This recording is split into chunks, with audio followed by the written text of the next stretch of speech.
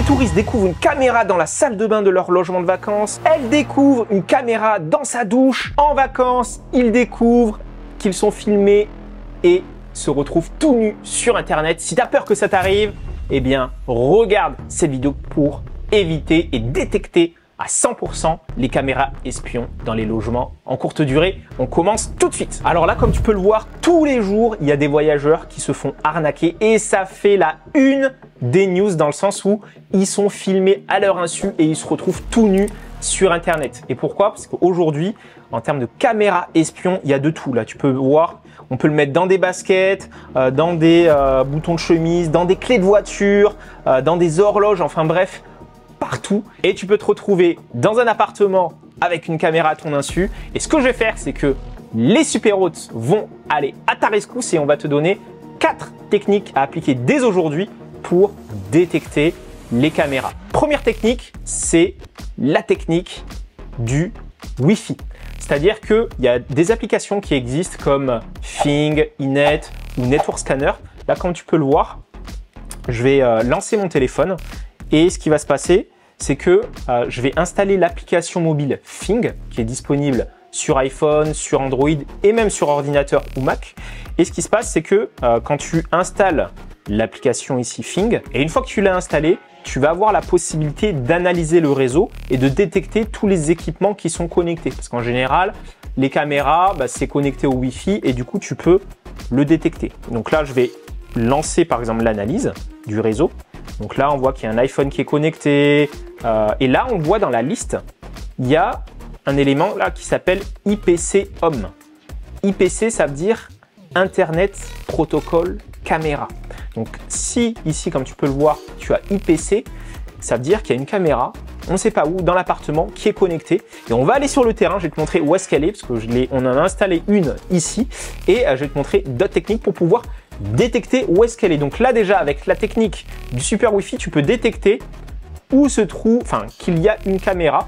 Et ça, c'est vraiment top, puisque voilà, en quelques clics, ça se fait. Deuxième technique, c'est la technique de l'objet louche. L'idée, c'est quoi? C'est que en général, les caméras espions, surtout dans les logements de vacances, sont situées dans les chambres ou les salles de bain. Pourquoi? Parce que ils veulent voir tes ébats ou te voir à poil et te mettre ensuite tout nu sur Internet ou enfin bref, tu m'as compris. Ce qui se passe, c'est que ce que je t'invite à faire, c'est à être vigilant et à voir si tu constates des objets louches situés dans les pièces. Si par exemple tu vois, là comme tu peux voir, tu es dans le lit, tu tournes la tête et tu vois un pot avec un stylo qui est pointé vers le lit. C'est étrange. Ou alors un petit nounours qui est dans la salle de bain.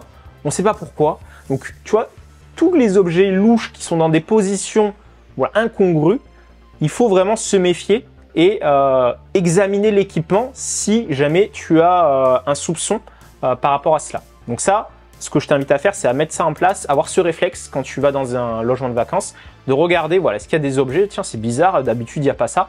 Regarde également au niveau des interrupteurs. En général, ça se fait aussi. Et ça te permettra comme ça d'éviter d'être filmé, puisque tu pourras aussi comme ça le détecter. Donc ça, c'est la deuxième technique. Troisième technique, c'est la technique du super rayon. L'idée, c'est quoi? C'est que tu arrives dans le logement, il fait jour, et tu vas allumer ta caméra. Et ce qui va se passer, c'est que quand tu vas passer devant, tu appliques la technique numéro 2 devant les objets un peu louches, eh bien, tu actives ta caméra et tu verras là, comme tu peux le voir, un rayon rouge, parce que certaines caméras émettent des rayons rouges, même en pleine journée, que tu ne vois pas à l'œil nu. Et du coup, tu pourras, quand tu es devant l'objet, avec ton téléphone, regarder est-ce qu'il y a un rayon rouge. Et dans ce cas-là, tu peux être sûr qu'il y a une caméra. Ensuite, tu peux également agrémenter ça de la technique du flash, c'est-à-dire que tu peux allumer le flash de ton téléphone, là, un peu comme je le fais, devant l'objet.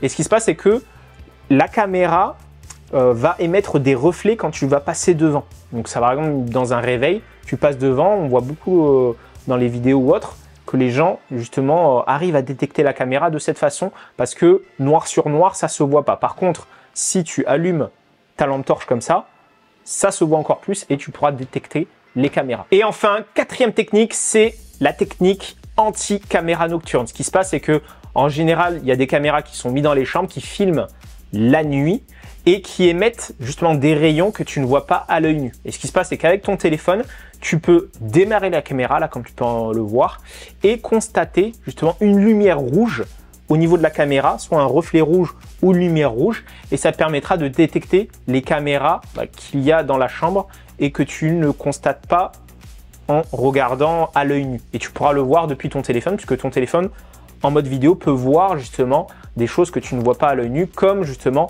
ces rayons rouges qui sont invisibles à l'œil nu. Donc si tu appliques toutes ces techniques, ça te permettra d'éviter d'être dans des situations où tu te retrouves tout nu sur internet ou que les personnes puissent t'espionner, et ça te permettra justement de passer un excellent séjour. Alors tu vas me dire, mais Mathieu, qu'est-ce que je peux faire si je constate qu'il y a une caméra dans l'appartement? Ce que je te recommande, c'est que si c'est un logement de vacances et que tu as réservé via une plateforme, il faut immédiatement que tu appelles la plateforme. Et si tu échanges avec le loueur, il faut le faire par écrit via la plateforme. Si tu échanges en direct, c'est-à-dire que tu as réservé en direct avec le propriétaire, pareil. Il ne faut pas l'appeler, il faut que tout se fasse par écrit, puisque s'il y a des poursuites judiciaires ou autres, par la suite, les paroles s'envolent et les écrits restent, comme on dit. Et ce que je te recommande, c'est si tu vois que tu peux même prendre, parce qu'en général, il y a des cartes SD ou autres, regarde si ça te filmait, et si tu constates qu'il y a d'autres vidéos plus anciennes, là, ce que je te conseille, c'est vraiment de contacter la police pour justement te faire aider par rapport à ça, pour qu'ils puissent justement constater les faits et pour que tu puisses être sécurisé par la suite. Donc sans plus attendre, mets en place ces 4 techniques et j'en dis pas plus, sachant que n'oublie pas, pour les loueurs en courte durée, là je m'adresse aux loueurs, on a la possibilité de mettre des caméras dans les parties communes, par exemple dans les immeubles, si tu demandes à la copropriété.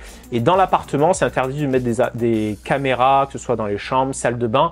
Et même si tu en mets, on va dire, juste à l'entrée, il faut que ce soit signalé bien avant la réservation, que ce soit fait au niveau de l'annonce et que le voyageur soit totalement au courant. Et il faut absolument que ce soit transparent pour éviter de te retrouver dans des situations un peu cocasses et conflictuelles. Donc de bien le signaler aussi avec un petit logo, des stickers que tu peux mettre au niveau de la porte d'entrée ou autre, si jamais tu filmes la porte d'entrée, pour que les gens et les voyageurs puissent être au courant. Donc sans plus attendre, tu mets en place tout ça et je te dis à très vite